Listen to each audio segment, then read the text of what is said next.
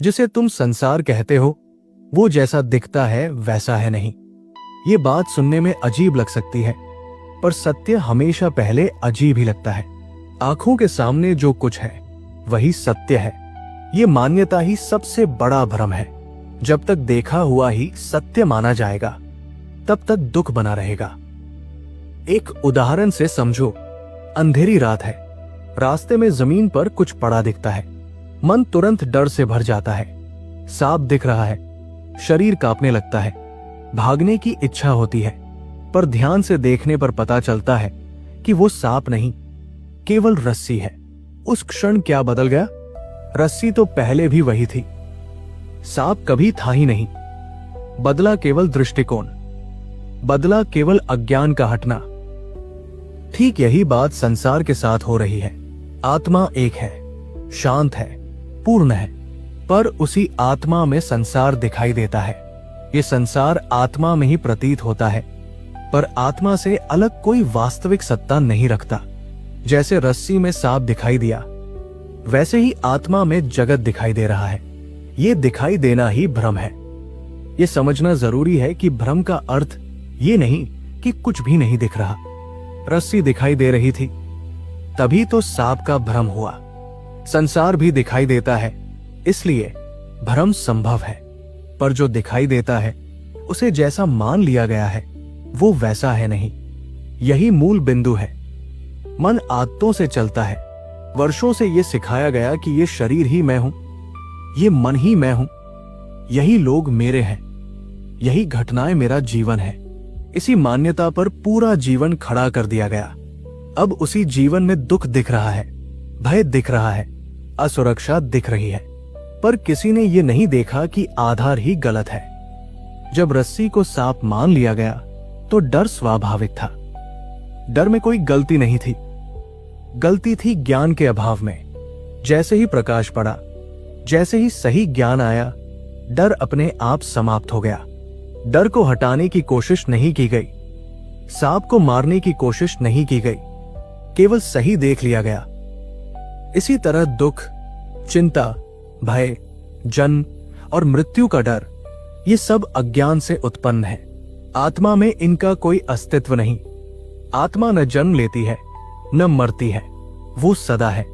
जो बदल रहा है वो देखा जा रहा है, और जो देखा जा रहा है वो देखने वाले से अलग है। ये बात जितनी स्पष्ट होगी उतनी शांति बढ़ेगी। ये संसार आत्मा में ऐसे ही दिखाई देता है जैसे सपने में पूरा संसार दिखाई देता है। सपना चलता रहता है जब तक नींद रहती है। नींद टूटते ही सपना समाप्त। सपने में जो डर था जागने पर हंसी बन जाता है, पर सपने में डर बिल्कुल वास्तविक लगता है। उसी तरह ये संसार अज्ञान की नींद में वास्तविक लगता है। कई लोग पूछते हैं, अगर संसार झूठा है तो अनुभव क्यों होता है? ये प्रश्न सही नहीं है। सपना भी अनुभव होता है। अनुभव होना सत्य होने की गारंटी नहीं है।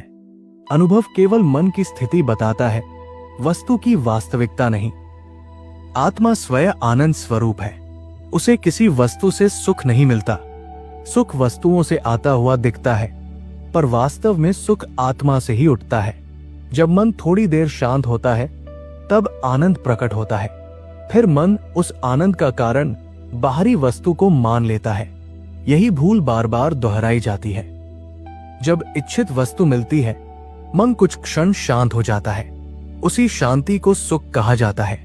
वस्तु हटते ही मन फिर अशांत हो जाता है, इसलिए सुख टिकता नहीं। आत्मा का आनंद टिकाऊ है, क्योंकि वह किसी कारण पर निर्भर नहीं है। ये संसार आत्मा में कल्पना की तरह है। कल्पना का अर्थ झूठ बोलना नहीं है। कल्पना का अर्थ है जो प्रतीत हो रहा है पर स्वतंत्र अस्तित्व नहीं रखता। जैसे चित्र में बना हुआ जल आग को नहीं बुझा सकता, देखने में जल जैसा है पर कार्य नहीं कर सकता, वैसे ही संसार वास्तविक जैसा दिखता है पर आत्मा को बांध नहीं सकता। बंधन केवल मान्यता से बनता है। जब माना गया कि ये मेरा है तब डर आया। जब माना गया कि ये मैं हूं तब पीड़ा आई। आत्मा न किसी की है न किसी से बंधी है। वो साक्षी है, केवल देखने वाली चेतना। जब ये समझ गहरी होती है तब जीवन भागने का विषय नहीं रहता। संसार छोड़ने की जरूरत नहीं पड़ती, जंगल जाने की जरूरत नहीं होती, रस्सी को पहचानने के लिए रस्सी छोड़नी नहीं पड़ती। केवल सही देखना होता है। सही देखना प्रयास से नहीं होता। प्रयास तो मन करता है, मन ही भ्रम की जड़ है। देखना तब होता है जब मन थोड़ी देर रुक जाता है, जब प्रश्न उठता है, ये जो बदल रहा है क्या वही मैं हूं? जो आता जाता है क्या वही सत्य है? जब ये प्रश्न ईमानदारी से उठता है तब उत्तर बाहर से नहीं आता, वो भीतर से प्रकट होता है। तब स्पष्ट होता है कि देखने वाला कभी बदलता नहीं। विचार बदलते हैं, भाव बदलते हैं, शरीर बदलता है, पर जो इन सबको देख रहा है वो सदा एक सा है। वही देखने वाली चेतना आत्मा है, वही ब्रह्म है। उसी में ये संसार रस्सी में सांप की तरह दिखाई दे रहा है। जब ये स्पष्ट हो जाता है तब संसार से डर समाप्त होता है। संसार रहता है पर उसका वजन गिर जाता है, जैसे सपना जागने के बाद हल्का हो जाता है। ये समझ बौद्धिक जानकारी नहीं है, केवल सुन लेने से काम नहीं चलता। ये दृष्टि का परिवर्तन है। जैसे अंधेरे में अचानक रोशनी जल जाए, तब कुछ नया नहीं जुड़ता, केवल भ्रम हटता है। इसलिए कहा जाता है आत्मा ज्ञान स्वरूप है, आनंद स्वरूप है। उसी में स्थित होकर जीवन सहज हो जाता है।